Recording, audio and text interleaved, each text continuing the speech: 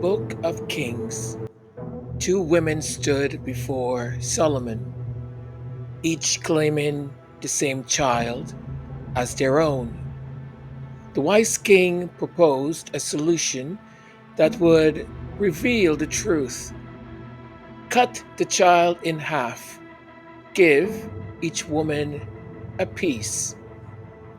One woman cried out, "No, no, give her the living child. Do not kill him." The other said coldly, "It shall be neither mine nor yours. Divide it."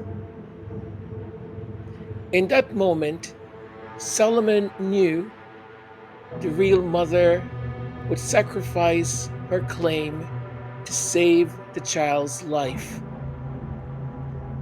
The false mother would see it destroyed rather than let another possess what she coveted. Today, in this month of August, in this year 2025, we have witnessed our own Solomon's test reach its devastating conclusion, and the results reveal a truth so damning, so clear, that even a charity commission diplomatic language cannot disguise the horror of what transpired. Sophie Chandauka, with all due respect, failed the test spectacularly, publicly, unforgivably. The Charity Commission for England and Wales has spoken. After months of investigation into the destruction, in many ways, I would say, of Sentebale, Prince Harry and Prince Siso's life work, and I do mean life work, the findings are clear. No evidence of widespread bullying, harassment, misogyny, or misogynoir. The very accusations that Sophie Chandauka used to justify her campaign of destruction were absolutely false. No evidence of overreach by Prince Harry. The claims that the Duke was somehow exceeding his authority as patron, absolutely fabricated. No wrongdoing by the charity's co founders. The character assassination attempts against Prince Harry, well, history will tell if they failed or if they didn't. Those that wanted to see him maligned and be the villain certainly will continue to think that he is. But there's there is a truth, one that will find its way into the light. But thus far, here is what we know. A failure, according to the commissioner, by all parties to resolve dispute internally that severely impacted the charity's reputation and risked undermining public trust in charities more generally. Let that sink in. While the commission cleared Harry of all wrongdoing, they condemned everyone for allowing this to play out publicly. But here is my question to the commissioner: who made it public? Wasn't it Sophie? Who turned internal governance into front page scandal, who weaponized false accusations and regulatory processes to wage a personal war against the charity's founders. Who? May I have an answer, please? Because you cannot see these things and come to the conclusion that both parties are guilty unless there's an alternative motive for it. You see, from my point of view, and if anyone wants to be honest about any of this,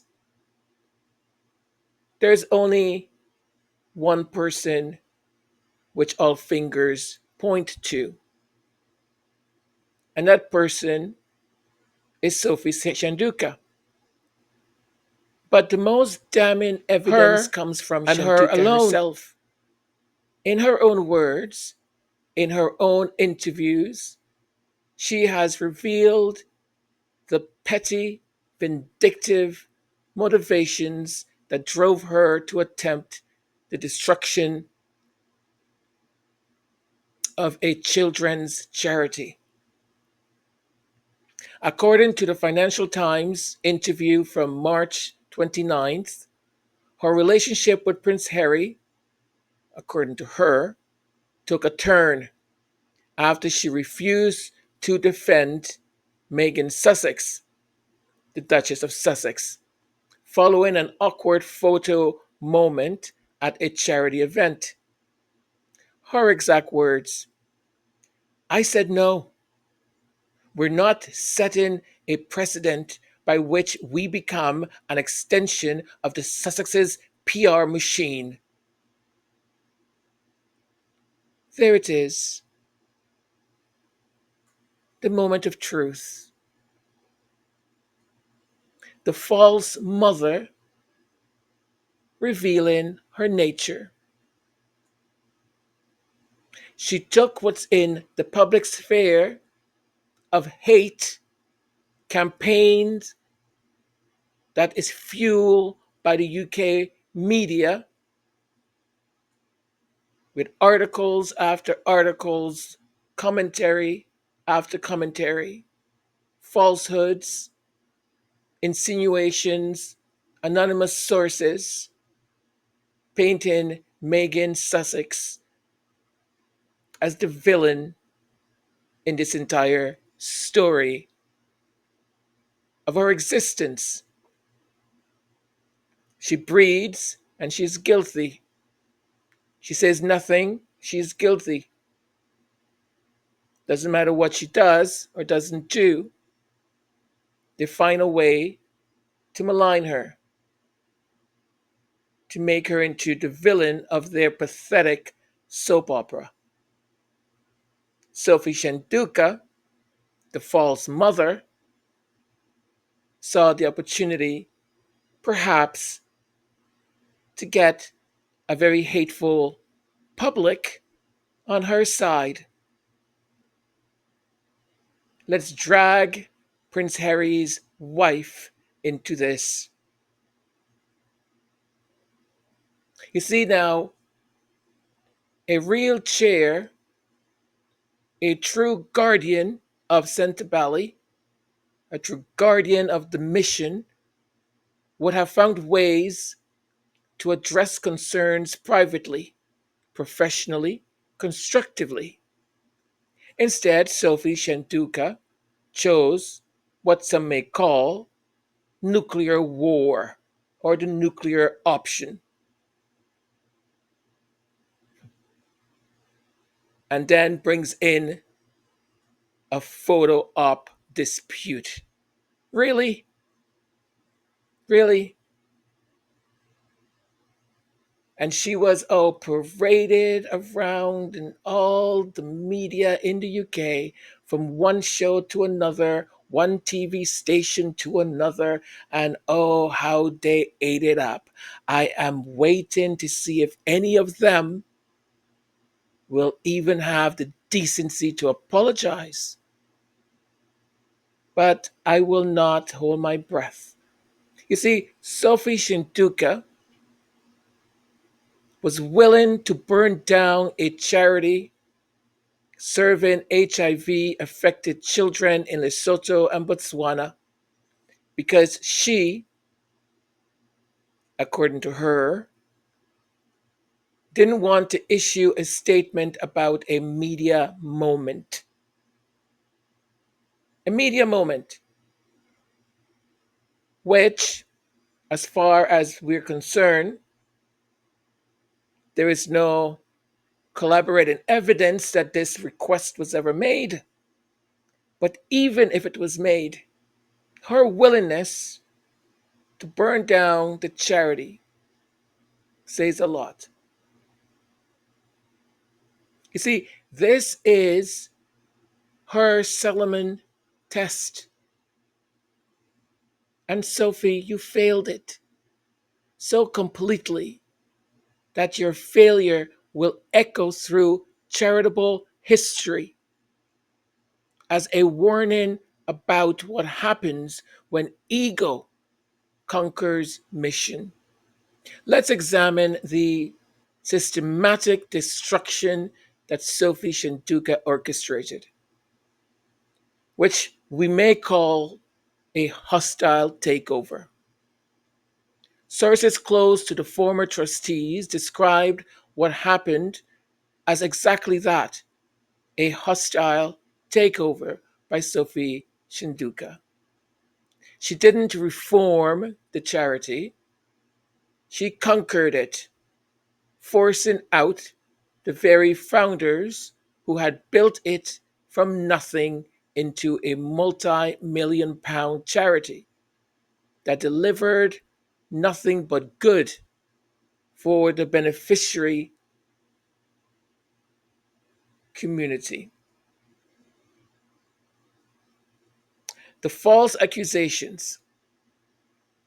She levered charges of bullying, harassment, misogyny that the Charity Commission found to be without foundation. These weren't good faith governance concerns. They were weapons of mass reputation destruction aimed at people who had dedicated their lives to helping vulnerable children.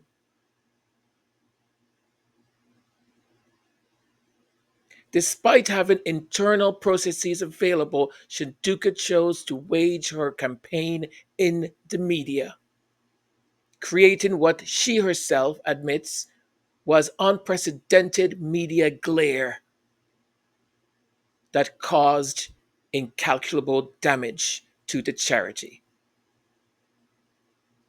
She turned a children's charity into a tabloid circus for her own vindictive purposes. After admitting her actions caused incalculable damage, she has the audacity to blame others for launching an unexpected adverse media campaign. Are you serious? The woman who weaponized the press now complains about being held accountable by it, we hope. But Sophie Chandauka didn't act alone.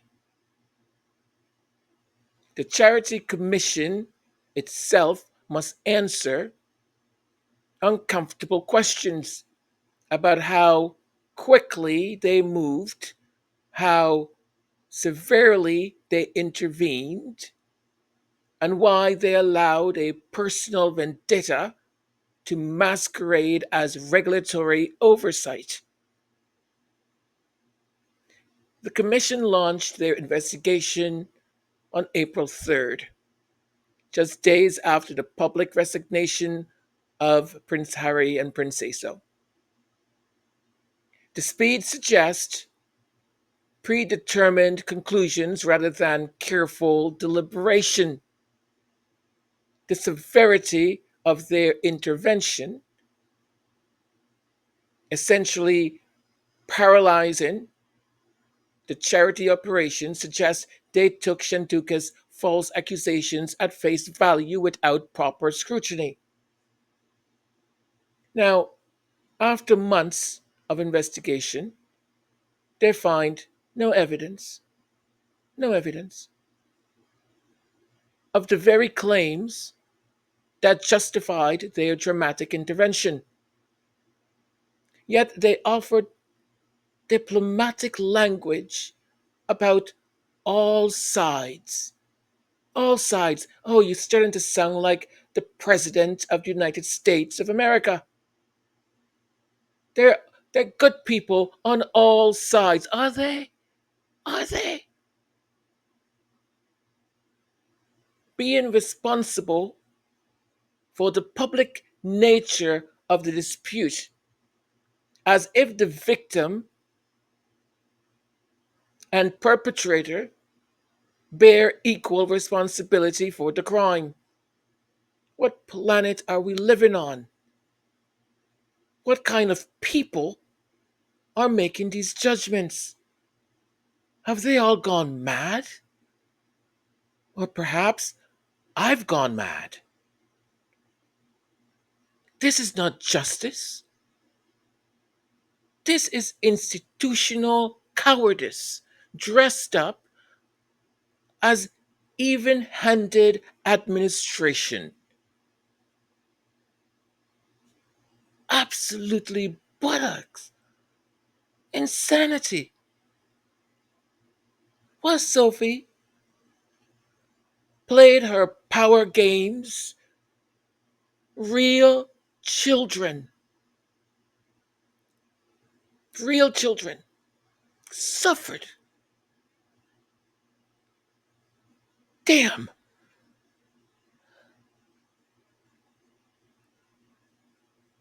In the villages of Lesotho, in the communities of Botswana, young people living with HIV waited for support that was delayed by this manufactured scandal. Gosh, drives me.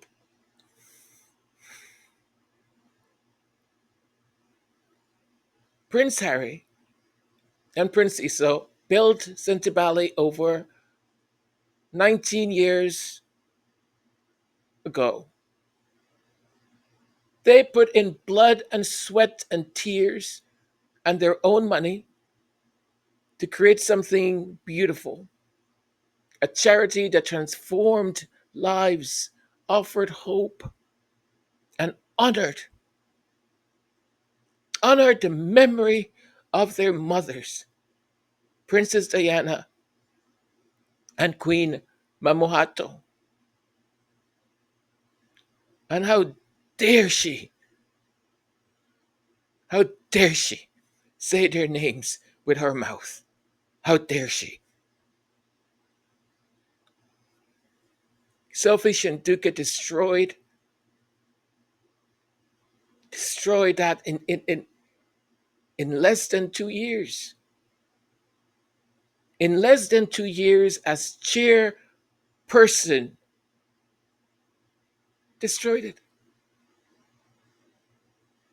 Every day that Sentebale worked was disrupted by her vendetta, was a day stolen from children who needed that support to survive and strive. Every headline about her manufactured crisis was a headline that should have been about success stories, about lives transformed, about hope restored. She was willing to sacrifice the living child of Sentebale's mission on the altar of her wounded pride over what? According to her, over a photo op dispute? You must be kidding me. Perhaps most obscenely, in her statement following the Commission's findings,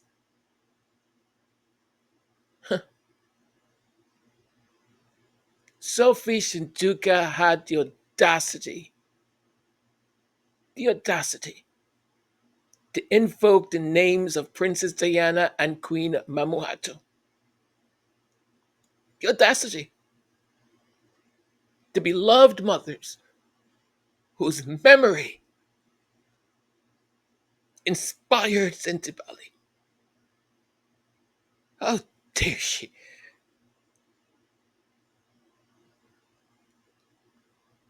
Mm, there is a God. There is a God.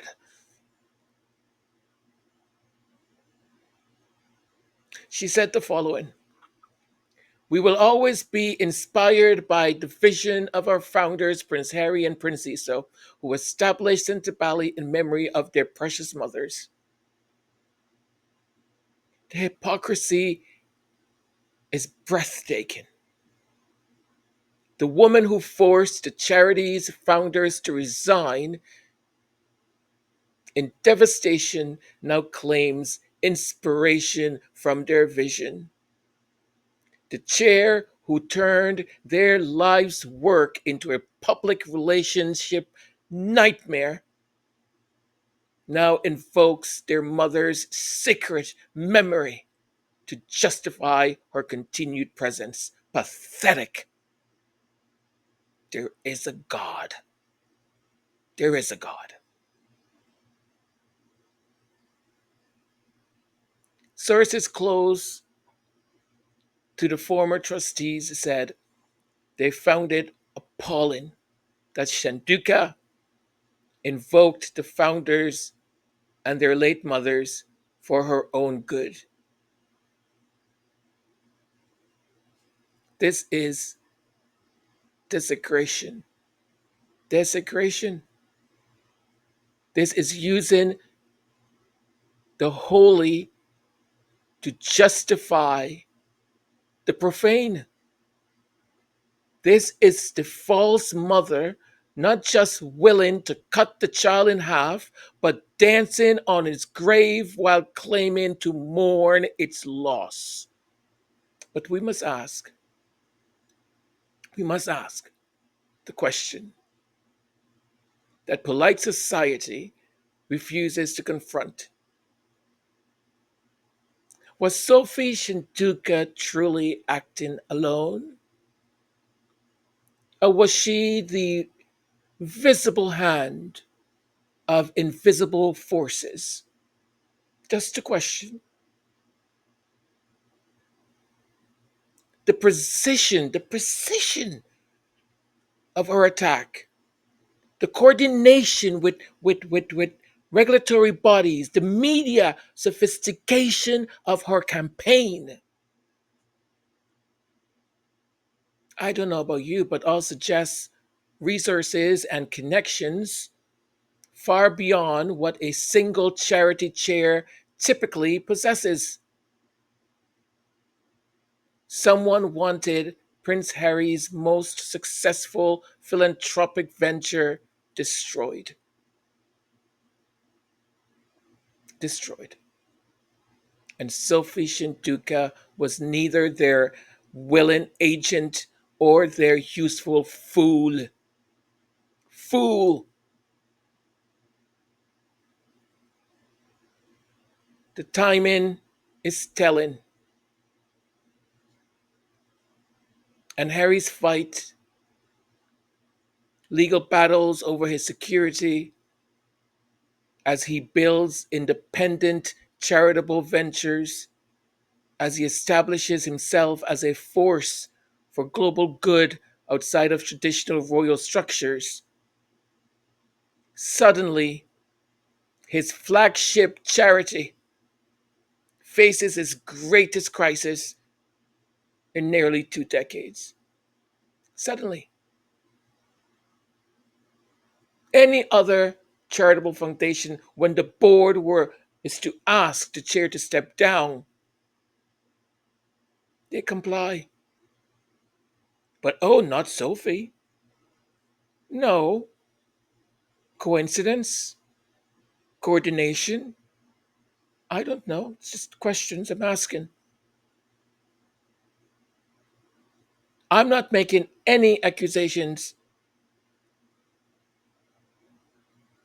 I'm just asking questions that demand and deserve answers. Because when a charity serving vulnerable children becomes collateral damage in larger games of royal successions and institutional control, someone must speak the uncomfortable truth that others whisper in corridors but dare not say aloud. Petty, vindictive, the Charity Commission may have concluded its investigation, but history's judgment is just beginning, and history will not be kind to Sophie Chandauka. She will be remembered as the woman who chose personal vendetta over children's welfare, the chair who preferred to rule over ruins rather than serve under founders, the false mother who failed King Solomon's test so spectacularly that her name will become synonymous with charitable betrayal. Prince Harry's statement through his spokesperson cuts through the Commission's diplomatic language like a sword through silk. Despite all that, their report falls troublingly short in many regards, primarily the fact that the consequences of the current chair's actions will not be borne by her, but by the children who rely on Sentebale support, said the spokesperson for Prince Harry. There it is, the moral center that Sophie Chandauka abandoned. The children, always the children. While she plays victim and claims vindication, while she speaks of dignity intact and strategic clarity, the real victims of her actions remain the vulnerable young people of Lesotho and Botswana, who deserved better than to have their lifeline turned into a weapon in someone else's personal war. Pathetic. Sophie Chandauka is not unique. In boardrooms across Britain, in charity offices throughout the Commonwealth,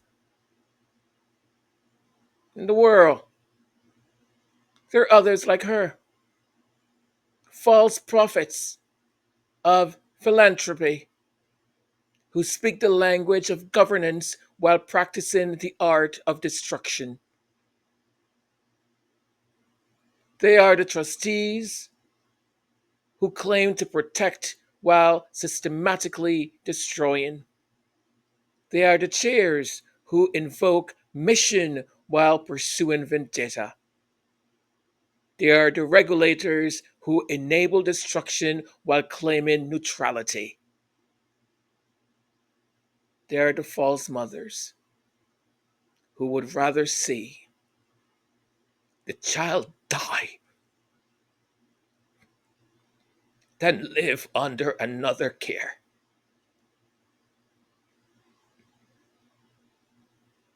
But here's what Sophie Chandauka and her enablers fail to understand. True missions survive their destroyers. Real compassion outlasts its destroyers. Authentic love for vulnerable children transcends the petty politics of wounded egos. Prince Harry and Princess may have been forced from their own charity, but their commitment to the children of Lesotho and Botswana remains. It remains absolute. They will find a way. They'll find a new way. Build new structures, create new hope. The mission will continue. Sophie Chandauka,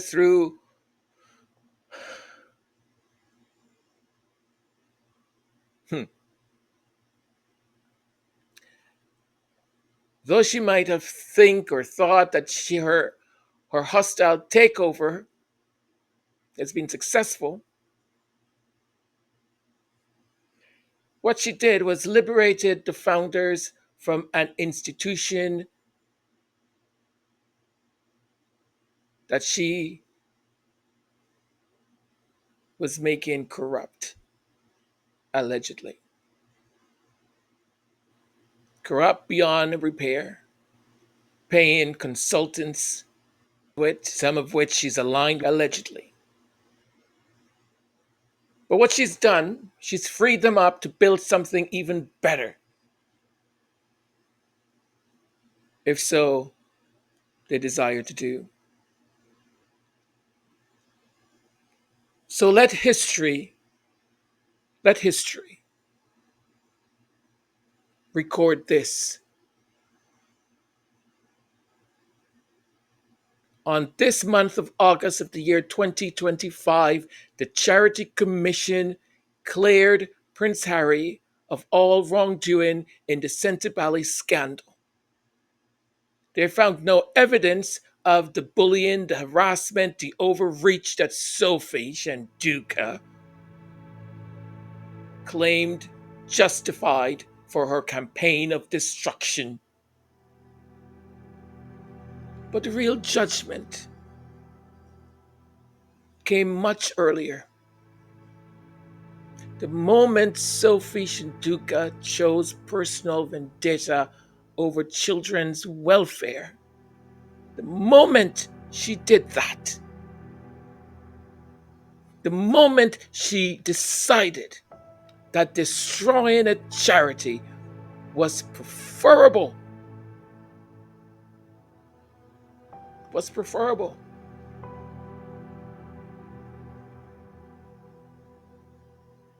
in that moment, she failed King Solomon's test by choosing to cut the child in half rather than to let it live and strive.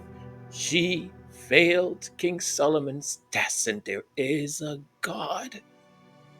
There is a God. There is a God.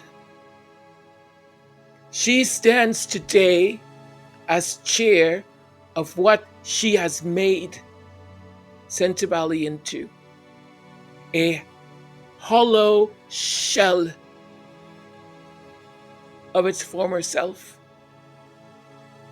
stripped of its founders, robbed of its moral authority, reduced from a beacon of hope to a cautionary tale about what happens when false mothers gain power over living missions. She's a false mother who claims the child. False mother. The children of Lesotho and Botswana will remember. History will remember.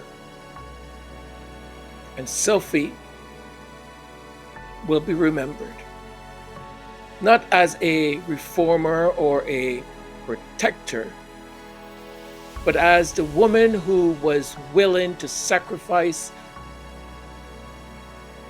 a children's charity for the satisfaction of her own wounded pride. She is the false mother. She chose to cut the child in half, and in doing so, she revealed her true nature to a watching world. The mission continues. The false mother's reign will end, and the children, always the children, will find new protectors who understand this sacred trust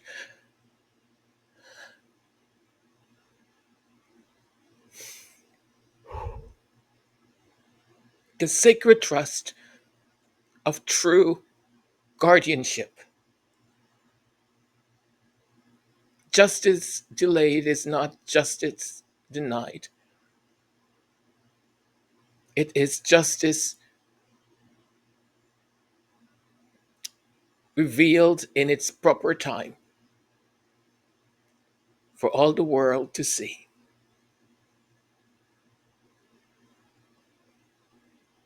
One heart can light a fire. One hand can lift the day. You don't need a crown to matter. Just show up anyway. We rise for the voiceless. We rise for the truth. We stand for each other. We fight for the future. We believe in you. No throne, no fame, no gold, just courage in our soul. The world begins to heal when love becomes our goal. Show up, do good, that's how the fire starts. One light, one voice, one beating heart. Be kind, be brave, let the fear fall away. You are the change we need today.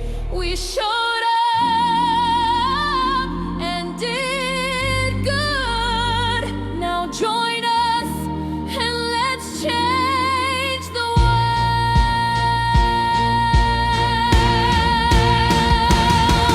Show up, do good, every voice, every hand. We are builders of a better land. Hope is our song, love is our guide. Together we rise, together we shine. We don't need permission, no spotlight or stage. The world turns better with every act of grace. Peace, justice.